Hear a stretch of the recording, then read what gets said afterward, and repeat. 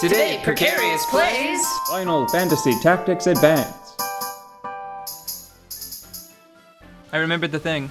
Oh yeah? Yeah. A common criticism with Final Fantasy Tactics, just as a series, is they're pretty easy for strategy titles, Yeah? just as games. They're not super difficult, you know? Yeah, you're not crushing the controller between your hands, going, why won't you strat? Right. How can I make these numbers crunch hard? Yeah, I think even comparing this to, say, Disgaea, Yeah.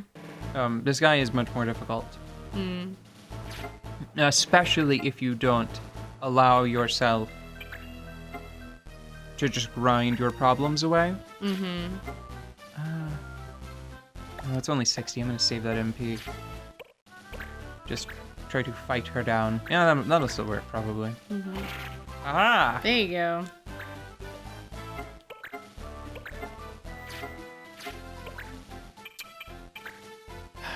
So this game is really pretty easy, and that's a complaint people have about it? Yeah, like the first one, Yeah.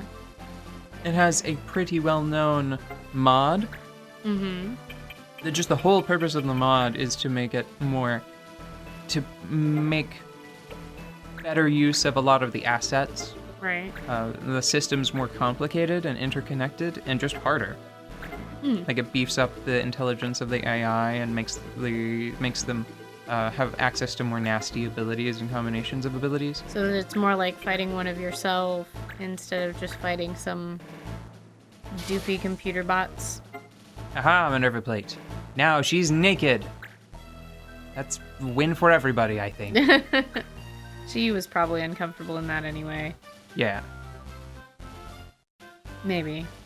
Well, nah, and then there's the age-old problem.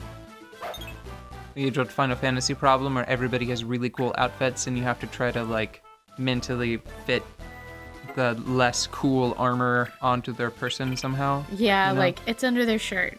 Yeah, that's the age-old reason. That that full studded plate mail. mail. Yeah. With all the rubies on it that are enchanted with magic that would probably make some shirts pretty lumpy. Just right under the shirt. Despite the fact that the shirt reveals some pretty skin-tight looking pecs. That's weird. Yeah. But that's where it is. It's under the shirt. We stand by this. I'm just thinking back to some of the concept art for Final Fantasy II, Okay, but like Gus and Forion. you're leaving me hanging here, man. How's that? The thing. What about the thing? Animal Crossing. Oh, right. So a lot of this game, at least for me now, no, you know what? Screw that. A lot of this game is about pre-planning. Oh, come on, man. Aww. Now I feel really gross about stealing her shirt before knocking her out. It was under her. That's worse. Sorry, boss. But it was just part of her under the outfit. We just took her underpants right off, but she's still clothed. It's fine. Maybe the Minerva plate. Maybe all of the armor in this game is really more like the idea of armor. Like it's conceptual armor that you wear in your mind, and I just stole the idea from her. Sorry. Like, that looks nice under your cool outfit. No, just she was just thinking about armor. And I just went, no, now I'm thinking about that armor. And she was like, what was I thinking about? Damn it, something about Animal Crossing?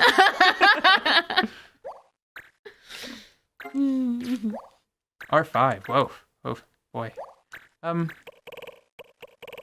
wouldn't want to make time magic illegal, probably.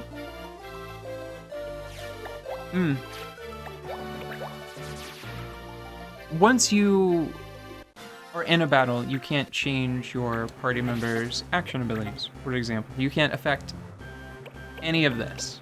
You have to set it up way beforehand. Right. So it really is mostly just about execution. There is some room for things to go awry because of hit rate. Yeah. And there is... Well, it's like this.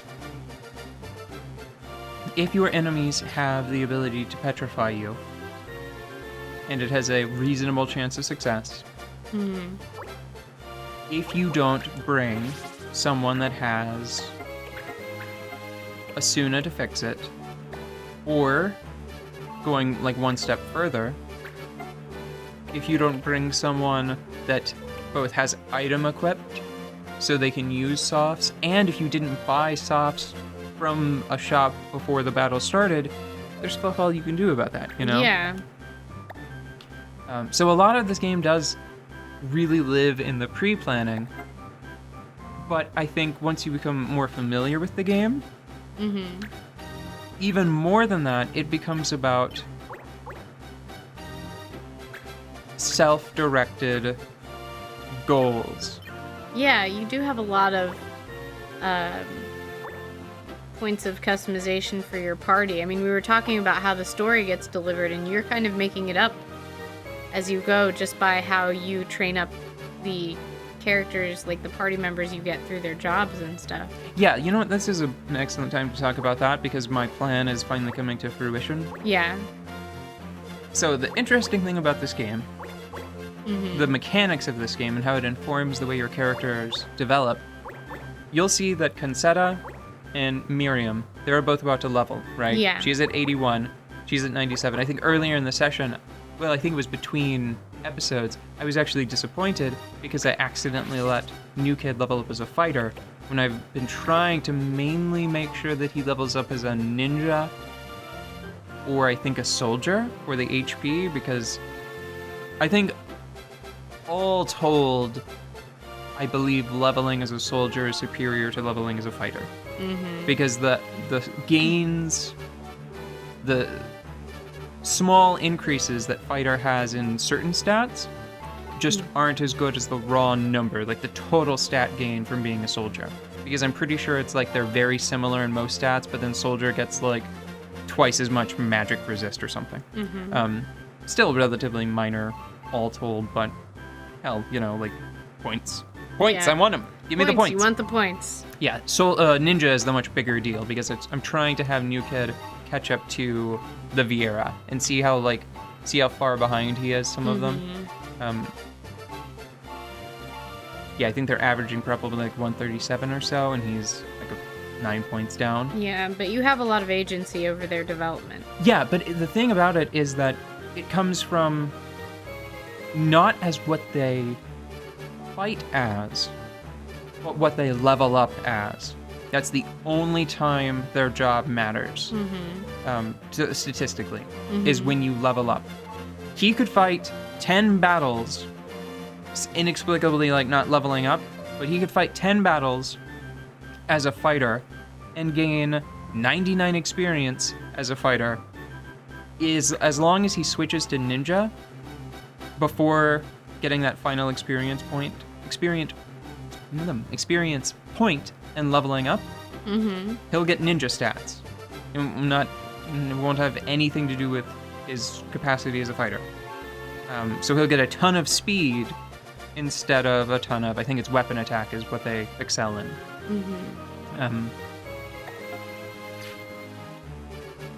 So it creates an interesting dynamic where right now, this is a great example. Jonah. I do not want him to gain Black Mage stats. Right.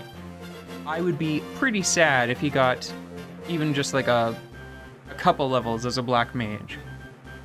But I need him to learn a Black Magic ability so that way he can unlock Blue Mage and go on Blue Mage dispatch missions.